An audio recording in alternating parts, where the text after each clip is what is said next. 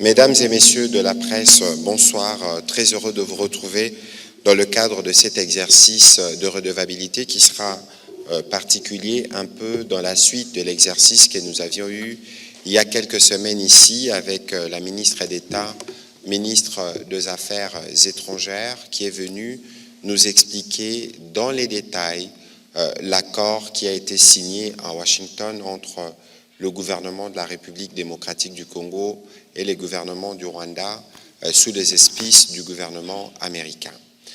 Comme nous aimons à le dire souvent, le président de la République est résolument engagé pour le retour de la paix, une paix qu'il souhaite durable et définitive dans toute la République démocratique du Congo, spécifiquement dans sa partie Est.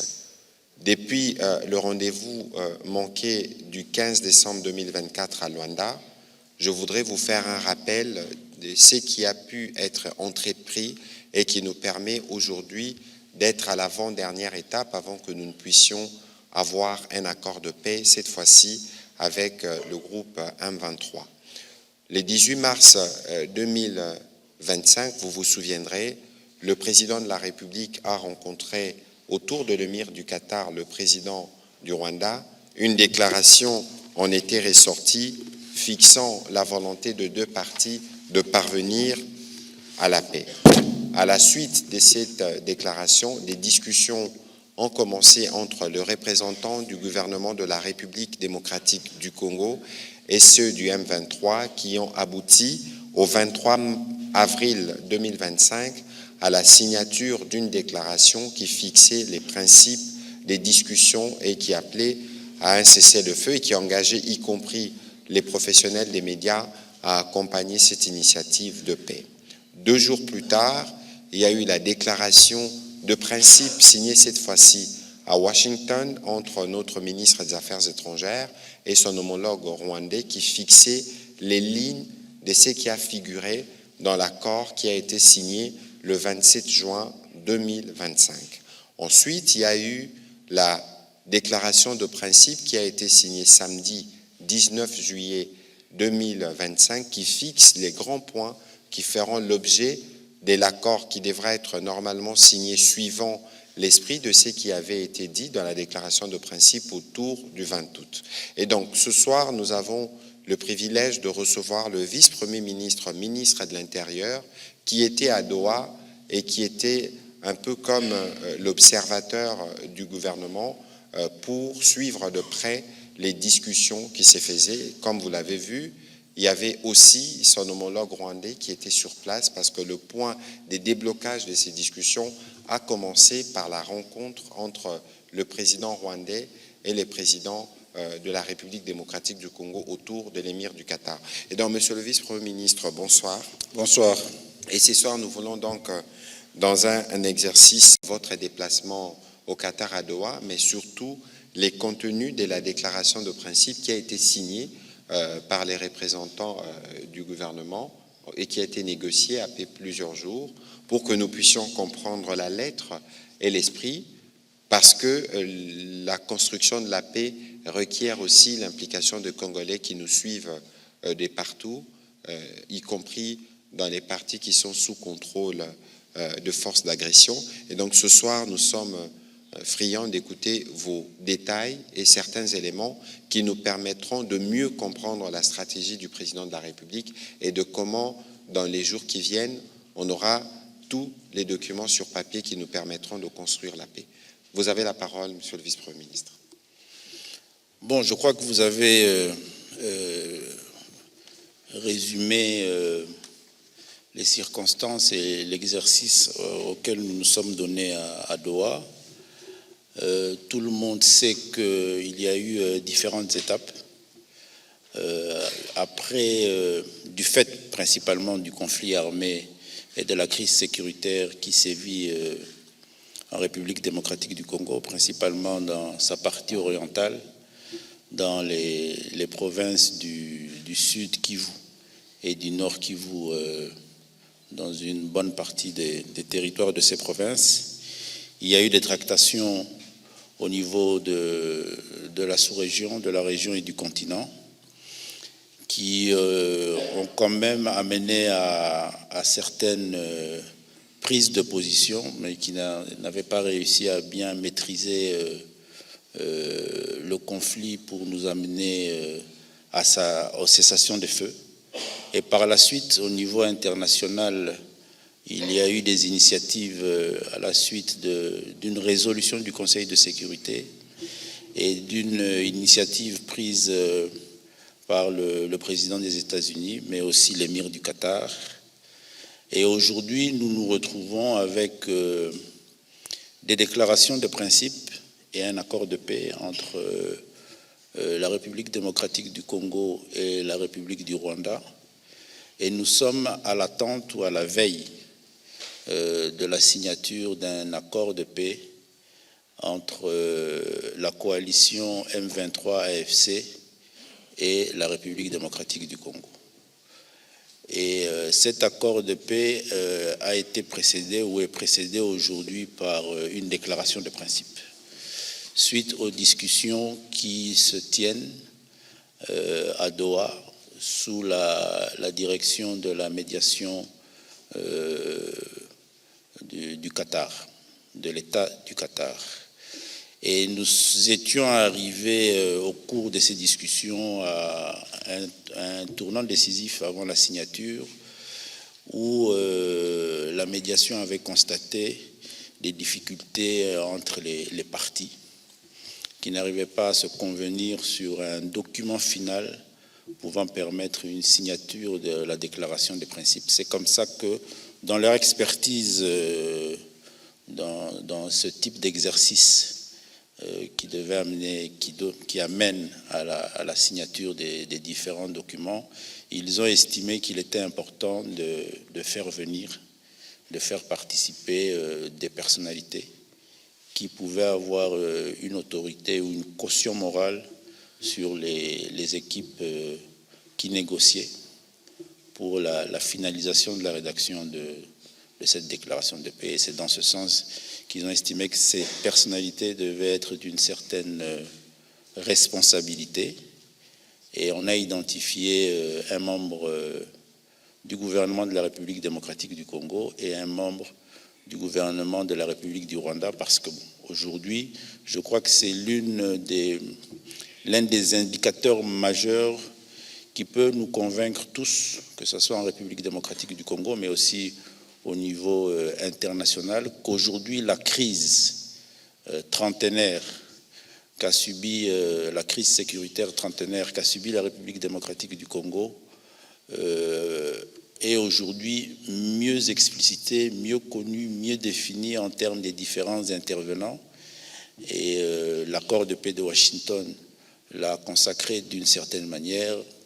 La responsabilité du gouvernement de la République du Rwanda dans cette crise n'est plus une question à débat. C'est comme ça que nous avons été invités à nous rendre à Doha pour la République démocratique du Congo, le ministère de l'Intérieur ou le ministre de l'Intérieur. J'étais accompagné de Madame la vice-ministre de l'Intérieur. Et pour la République du Rwanda, par rapport à la coalition M23 AFC, le ministre du Rwanda de l'Intérieur. Et nous avons séjourné pendant une dizaine de jours en train de suivre pas à pas les échanges, les discussions que la représentation de la République démocratique du Congo faisait avec la coalition M23 pour arriver à chaque fois avec autour du concours de la médiation à trouver les termes qu'il faut, les orientations qu'il faut pour conclure sur un document final qui a été signé et qui circonscrit le cadre qui va nous amener vers l'accord de paix qui sera signé en principe dans les maximum 2 semaines si les choses se passent comme il se doit, parce que les deux équipes les deux représentations ou les deux équipes devront retourner aujourd'hui, je crois, jour J-8, si je ne me trompe pas, devront retourner à Doha pour faire le continuer l'exercice d'échange sur la déclaration de paix avec la contribution du médiateur qui est l'État du Qatar. Alors, Monsieur le Vice-Premier ministre, pour de besoins justement de pédagogie, lorsque je regarde les documents de la déclaration de principe, ils comportent 7 points qui commencent par les principes généraux du cessez-le-feu. Qu'est-ce que vous pouvez nous dire brièvement en rapport avec chacun de ces points pour que les Congolais comprennent la ligne qui était la nôtre durant ces discussions et c'est sur quoi va se fonder l'accord qui sera signé dans les jours qui viennent? Bon, en ce qui concerne le cessez-le-feu, il faut retenir, et je crois que c'est très important pour bien comprendre le cheminement dans lequel nous sommes. Les discussions qui se tiennent à Doha ne sont pas un acte isolé. Et je crois que je l'ai souligné dans mon introduction. Il y a eu au mois d'avril, d'abord au mois de mars, il y a eu une rencontre à Doha toujours, entre le président Félix Tshisekedi et le président Kagame. Il s'en est suivi au mois d'avril la signature d'un communiqué Bien sûr. entre les représentants du gouvernement de la République démocratique du Congo et la coalition M23. Ce communiqué-là avait consacré la cessation des hostilités, qui n'est pas un exercice facile à mettre en place, mais qui, dans l'acte en soi, signé le 23 avril, était un acte extrêmement important d'expression des partis. Et depuis ce jour-là, avec le concours de la médiation, il y a un mécanisme qui est mis en place d'information et de vérification des faits. Et je crois que nous avons ici eu à plusieurs reprises à dénoncer le non-respect formel de cette déclaration de cessation des faits. C'est pour vous dire la fragilité de cette volonté qui avait été exprimée dans un document officiel. Et aujourd'hui, avec la déclaration des principes, la médiation a amené les partis à réaffirmer cette volonté pour se rassurer que cet engagement pris au mois d'avril est confirmé et reconfirmé et que les partis vont s'engager davantage à consacrer à ce qu'il y ait cessation des feux entre les différentes parties et que chacun va davantage contrôler ses positions, et cela pour l'intérêt des populations qui vivent dans ces territoires occupés. Et c'est pris dans le cadre d'un processus qui va nous amener, dans les jours qui viennent, comme je l'ai dit, vers la signature d'un accord de paix qui, lui, sera constitué de plus de mesures, avec aussi des mesures d'accompagnement et des engagements en termes d'actes qui vont beaucoup plus consacrer non seulement la paix, mais il y a aussi d'autres indicateurs comme la restauration de l'autorité de l'État, qui va appeler aussi, lorsque vous prenez un autre document extrêmement important aussi, qui est l'accord de paix signé à Washington, qui fait allusion au retrait des troupes de l'armée rwandaise, qui va s'aligner aussi avec le retrait des autres troupes pour consacrer la restauration de l'autorité de l'État. Alors, cette fois-ci, vous êtes allé, en tout cas, ceux qui ont discuté sont partis dans le détail. On parle des attaques de toute nature, aérienne, terrestre, maritime ou lacustre, ainsi que tout axe de sabotage, la diffusion de propagande haineuse ou incitée à la violence, toute tentative de conquête, de modification des positions. J'espère que tous les médias qui nous suivent ont les textes devant, parce que dans l'exercice que nous faisons, il faut lire ce qui est écrit. Si nous voulons être sûrs que nous sommes inscrits dans la dynamique qui veut que nous puissions contribuer à la compréhension de ce qui a été convenu. Monsieur le Vice-Premier ministre, l'autre point, après les cessez-le-feu évidemment, en dehors de principes généraux, c'est les mesures de confiance. Alors, c'est un point dont on parle beaucoup. qu'est-ce qui peut être retenu sommairement de ce qui avait été dit concernant ces points spécifiquement, parce que ça concerne y compris le sort de certains individus? Les mesures de confiance vont concerner, et nous l'avons, il était dans un premier temps prévu que des mesures de confiance soient prises immédiatement après la signature de la déclaration de principe, mais dans la faisabilité, ça s'est avéré être un exercice assez complexe à réaliser. C'est comme ça que la médiation a préféré que nous puissions l'identifier comme un principe général qui va encadrer l'accord de paix qui sera très prochainement signé. Et cela va consister à ce que, de part et d'autre, nous puissions poser des actes qui vont renforcer la confiance de la volonté des parties à mettre en application l'accord de paix. Il pourra s'agir, par exemple, de la libération de prisonniers de part et d'autre. Nous savons, par exemple, que nous avons des vaillants FARDC et même certains de nos concitoyens civils, acteurs responsables de l'administration publique, acteurs politiques et même défenseurs de droits de l'homme qui se trouvent dans des conditions de détention.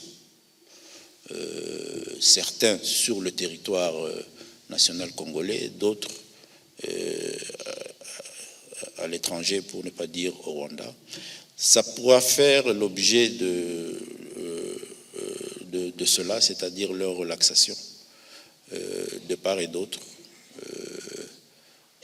D'autres qui se trouvent ici entre les mains de la justice de la République démocratique du Congo. Il s'agira aussi de toutes ces questions de nos territoires occupés et du retrait des forces belligérantes qui contrôlent ces territoires. Voilà. Le quatrième point, c'est la restauration de l'autorité gouvernementale. Le parti reconnaît que la restauration de l'autorité de l'État est la conséquence logique au règlement efficace des causes du conflit à travers un accord de paix durable. Les partis conviennent que le rétablissement intégral de l'autorité de l'État sur l'ensemble du territoire est un pilier fondamental de l'accord de paix. Cet accord définira les modalités, les étapes et les calendriers de ces processus de restauration. Monsieur le vice-premier ministre, qu'est-ce qu'on peut retenir de ce point? La restauration de l'État se fait à travers la mise en œuvre des attributs du pouvoir public dans les entités.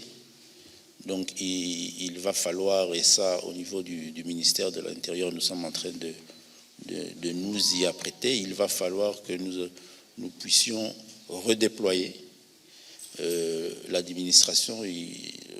Vous avez encore en mémoire que nous avons dû prendre des dispositions pour délocaliser les chefs-lieux de nos provinces. Aujourd'hui, Beni fait office de chef-lieu de la province du Nord Kivu. Ouvira fait office de chef-lieu de la province du Sud Kivu. Il va falloir redéployer toute cette administration et principalement avec l'attribut de la force publique qui est la police nationale congolaise. Et tout ça doit faire l'objet d'un processus qui va demander à ce que certaines dispositions et mécanismes soient pris. Et il faut implémenter tout cela. Et l'accord de paix va détailler, décliner le processus de la restauration de l'autorité de l'État. Voilà, il y a évidemment, je suis sûr qu'il y aura plusieurs questions là-dessus. Le cinquième point a concerné évidemment un point qui nous tient particulièrement à cœur, c'est les retours de réfugiés, des personnes déplacées, ainsi que toutes les questions liées aux besoins humanitaires. Qu'est-ce que nous pouvons retenir sommairement de ce point, Monsieur le Vice-Premier ministre? Sur cette question, et avec le concours de la médiation, il a été convenu que nous allons nous référer au droit international humanitaire. Et je crois que vous avez suivi que la problématique non seulement des déplacés, parce que lorsque la ville, par exemple, de Goma a été prise, nous avons tous constaté que le camp des déplacés qui regorgeait de millions ou des milliers de nos compatriotes ont été démantelés. Et ces populations se trouvent aujourd'hui dans des situations vraiment d'insécurité. Mais aussi la problématique des réfugiés qui fait l'objet d'une tripartite pour ce qui concerne la frontière avec le Rwanda, RDC, HCR, Rwanda, mais aussi avec les autres pays. Nous avons ce principe-là de tripartite. Donc, le principe qui est retenu, c'est le respect de cette réglementation internationale. Et nous allons nous référer principalement au concours du HCR pour gérer toutes ces questions-là. Et une fois que l'accord de paix consacrera d'abord cette accalmie et cette cessation de violence. Et ici, j'en profite de l'occasion pour vous informer ou informer vos téléspectateurs que cette semaine-ci, d'ailleurs, à Addis Abeba, il va se tenir une importante réunion de la tripartite HCR, RDC, Rwanda pour traiter et actualiser la problématique de la gestion des réfugiés qui se trouvent de part et d'autre de la frontière. Donc ça va nous permettre déjà de prévenir et de prendre des dispositions qui seront sûrement prises en compte par l'accord de paix qui sera bientôt signé à Doha. Les autres points, Monsieur le Vice-Premier ministre, c'est le rôle de la MONUSCO, des mécanismes régionaux, ainsi que les détails notamment sur l'accord de paix qui fixe que les parties s'engagent à mettre en œuvre les dispositions de la présente déclaration immédiatement après sa signature, au plus tard le 29 juillet. Qu'est-ce que vous pouvez dire en termes de l'esprit? Vous n'avez pas vous-même participé aux différentes aux discussions détaillées, vous aviez plutôt un rôle de supervision, mais quel est l'esprit qui caractérise les uns les autres après avoir signé cette déclaration de principe par rapport à la suite des événements? Ici, la chose la plus importante, c'est que il s'agit principalement de la protection des personnes civiles dans une zone post-conflit. J'estime que la question, le point le plus important, c'est que nous avons pu faire accepter par tout le monde la nécessité de voir la MONUSCO être pleinement impliquée dans la gestion de la protection des personnes civiles pendant cette période-là post-conflit. Nous avons l'avantage d'avoir des résolutions du Conseil de sécurité qui édictent suffisamment sur cette problématique-là. Et le fait que ce principe-là soit un principe accordé par tout le monde, il va être maintenant mis décliné et mis en exercice dans l'accord de paix. Je crois que c'est un avantage qui va nous permettre d'être rassurés que les populations civiles seront dans ces premiers temps-là mieux encadrées et mieux protégées par ce mécanisme-là des Nations Unies. Voilà. Merci beaucoup, Monsieur le Vice-Premier ministre, pour vos mots introductifs qui résumaient plus ou moins la déclaration du principe qui a été signée les samedis derniers. Et pour information, Monsieur le Vice-Premier ministre, cet après-midi, j'ai eu une réunion avec les organisations de professionnels des médias qui ont pris l'engagement de contribuer aux efforts pour la construction de la paix, parce que vous savez que dans les textes ici, comme dans d'autres textes, on évoque beaucoup les rôles des discours, de ce qui est dit. Il y a un temps pour tout, nous sommes dans une période où nous marchons vers la paix, évidemment. Il y a des postures que nous devons adopter, des discours que nous devons adopter ou des discours qui ne devraient plus être tenus pour nous assurer que nous tous, nous contribuons à cet objectif général qui est celle du retour de la paix dans l'Est de la République démocratique du Congo, parce que, comme vous le savez, nous avons beaucoup d'urgences humanitaires.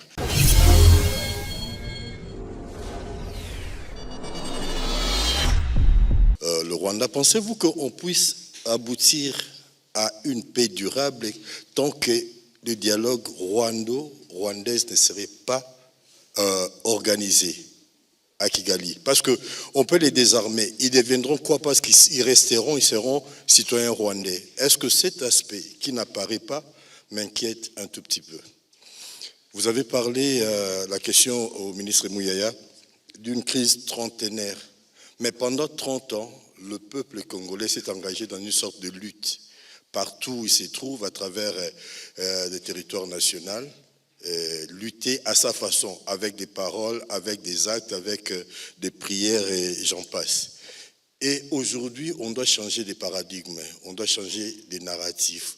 Ne pensez-vous pas que c'est important d'intégrer, au-delà des simples publications de documents, des mécanismes pour expliquer à la population que nous sommes dans une autre démarche maintenant, que nous devons soutenir ces processus induits par le chef de l'État pour que la paix soit une réalité.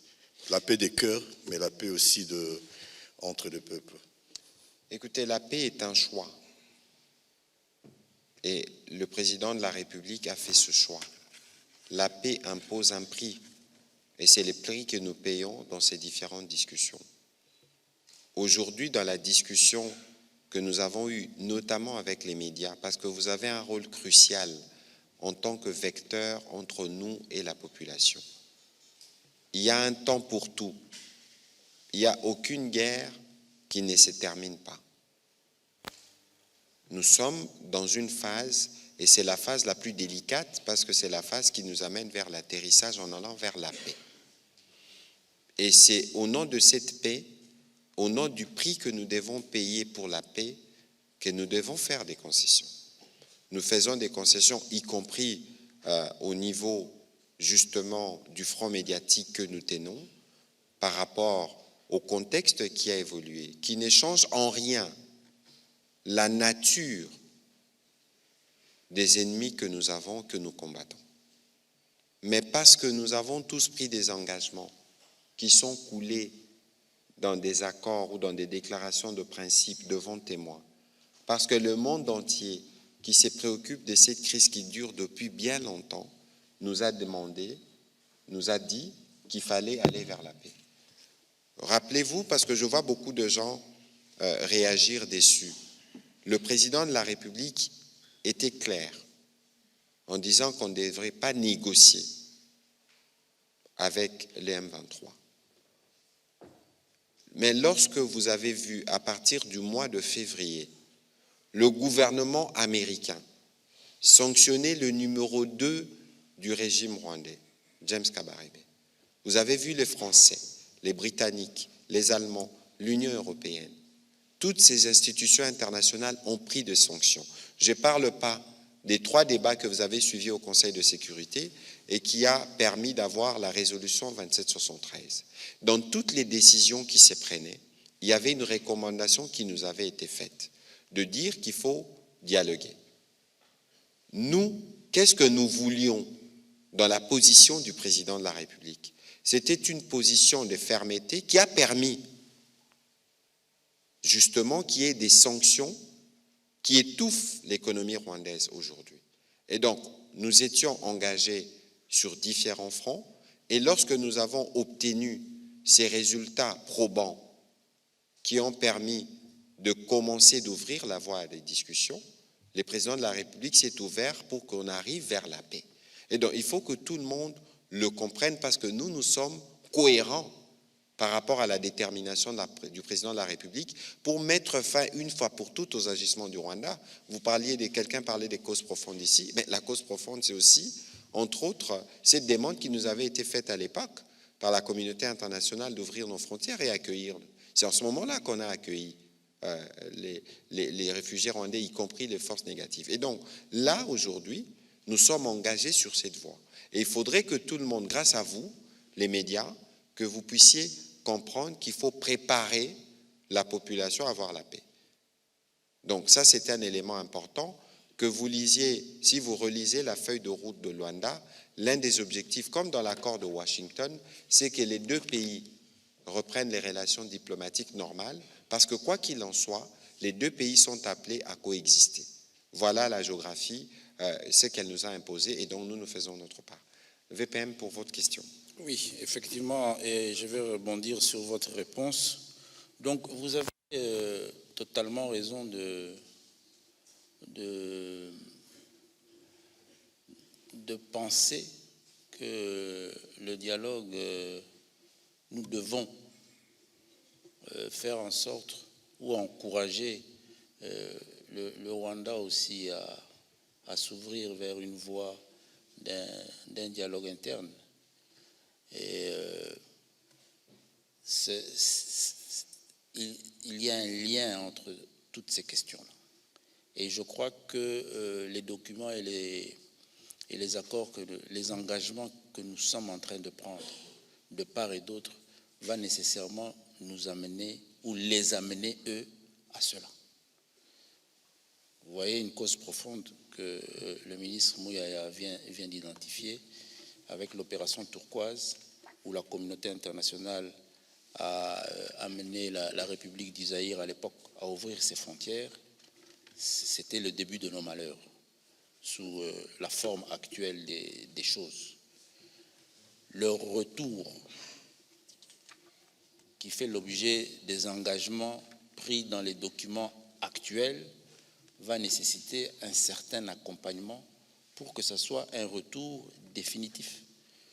Nous avons parlé de ces forces résiduelles qui se trouvent sur notre territoire. Nous parlons dans les engagements que nous sommes en train de prendre ici des réfugiés qui se trouvent de part et d'autre. Je vous ai annoncé une réunion tripartite qui va se tenir à Addis Abeba, qui commence demain d'ailleurs, de 3 jours. Tout ça va amener à ce que des dispositions soient prises et que ce mécanisme sous-régional, régional et international encourage l'État du Rwanda à prendre des dispositions en interne pour créer un cadre qui va permettre à ce que ces populations ou ces groupes de nationalité rwandaise qui rentrent dans leur pays puissent s'y établir et ne plus revenir créer l'insécurité en République démocratique du Congo. Donc, vous avez totalement raison. Préoccupation de la population bazali kolanda biso par rapport ya makambo za koleka na Doha eza que eza accord à liboso te, eza papier à liboso te ba signé na moni excellence Mouyaya za kolakisa biso ba point ya ba accord pona bato ebele bazali un peu sceptique par rapport ya ba oyo komamaka. D'ailleurs bango moko bandeko ya M23 AFC balobaka que gouvernement pe ya Kinshasa respectaka na ye ba makambo oye alobaka te. Eloko nini tokoki kolobela na bato oyo bazali ko croire ata mukiete na oyo ezali kosalema na Doha parce que lelo baza M23 lobi bakoki kokoma eloko mususu toyebi ndenge nini ba mouvement insurrectionnel et se développaka na est.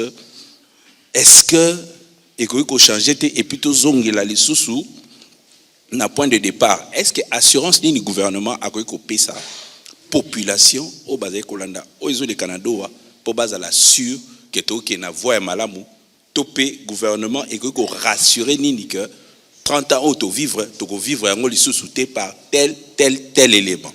Une préoccupation na ministre de la communication et médias Patrick Mouyaya, problème sérieux ya communication ça que se poser na niveau effectivement il y a masolezo de Canada Doha par rapport il y a bino acteurs, c'est-à-dire gouvernement na bato yo bazali côté M23 AFC mutuna mutu so bo sisi ko signer bo komi papier moko mele bo bima mutuna buto loba makambu na ndenge na ye nini oyo bato oyo bazako croire que PO bozoloba depuis kala et koyate kaka na accord ya bino na M23, c'est-à-dire il faut ko bakisa ba entité mususu classe politique ya mboka na biso to mona Joseph Kabila azali ko consulter to ebité soki pe suki wapi na batu mususu ba libanda na kati bazali ko estimer que bo commissaire lo kwango ndike ya bino moko balingi to pesa maloba oyo eko rassurer population na biso na kanisi na utaki koloba ngo awa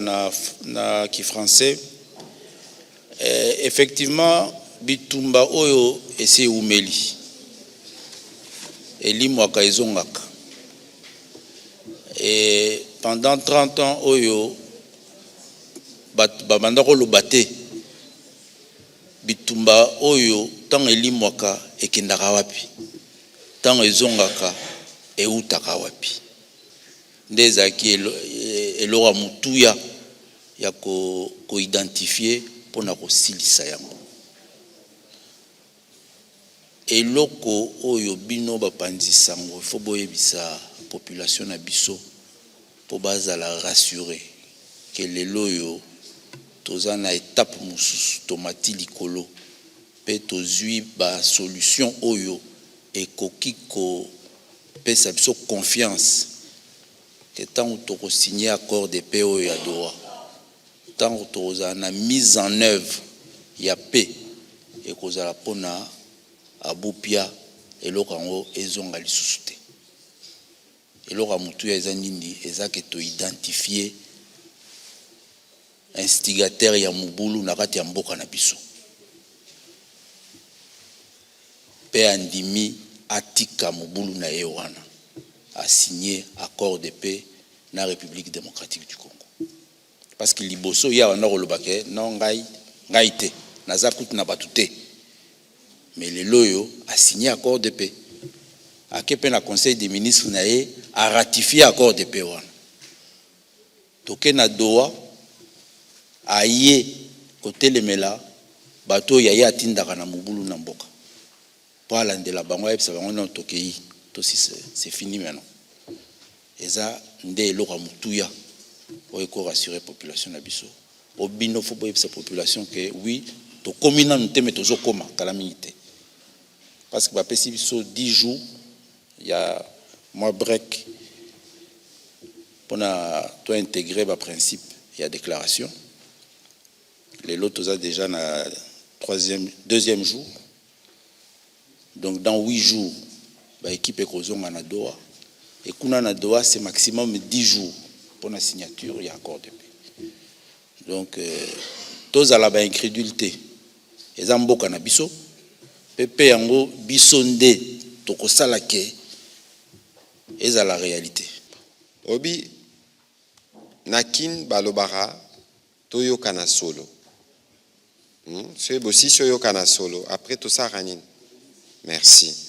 Sikoyo bino moko botala. Depuis 30 ans, ezalake keye zongi. Conflit, guerre et keye zongi. Yambalo yo président lobby to silana. Yango to komiko silana. Donc hier lo lobby non ba congolais ba telemi, ba congolais ba lobby. Ba Congolais ba bundi, ba Congolais ba saliboy. Yo kanisi makambo VPM alobi awa. Que gouvernement rwandais ba sangani ba lobi to ratifier noki makambo accord à Washington. Yo kanti ba osala ngo pona nini. Baza étouffé te. Moitié na ba ya budget na bango utara na ba activité moyibi na Congo, mususu utara na ba do a Mindele. Mindele bakati pourquoi?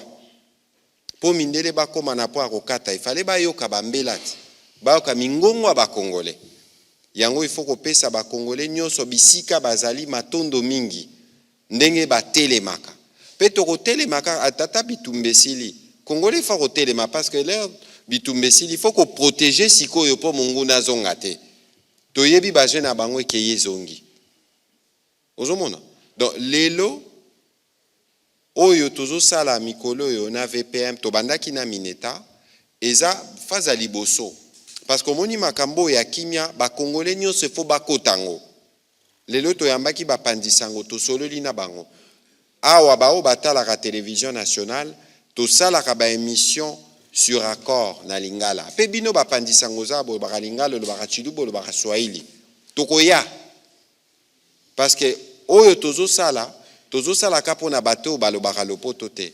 Tozo sala pona ba Congolais nyonso bisika bazali. Parce que ba Congolais nyonso bisika bazali baza a kotelema. Donc côté kuna bokitisa na bino motema. Bokitisa na bino motema tozalaki na moma abitumba siko komi moma akochana se et komi moma akotonga kimia. C'est normal que batu mususu bazala na méchant poto komi okende na kimia parce que ba considérer ka guerre oyo Vous comprendrez que le contexte étant celui qu'il est, il est demandé du sacrifice à tout le monde.